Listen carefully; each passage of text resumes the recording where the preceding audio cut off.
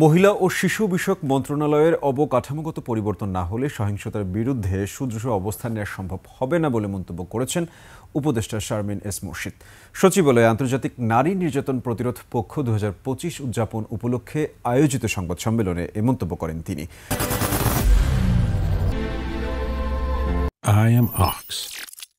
বলেন, বিগত ফ্যাসিস্ট সরকার অবকাঠামো যেভাবে ধ্বংস করেছে তা এক বছরে পুনর্গঠন সম্ভব নয়।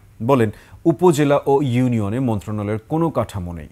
সেসব জায়গায় নারী ও শিশু সহিংসতার বিরুদ্ধে অবস্থান নিতে চাইলে মন্ত্রণালয়কে বর্ধিত করতে হবে। উপদেষ্টা জানান, আগামী 25 নভেম্বর থেকে 10 ডিসেম্বর পর্যন্ত 16 দিনব্যাপী আন্তর্জাতিক নারী নির্যাতন প্রতিরোধ পক্ষ পালিত হবে।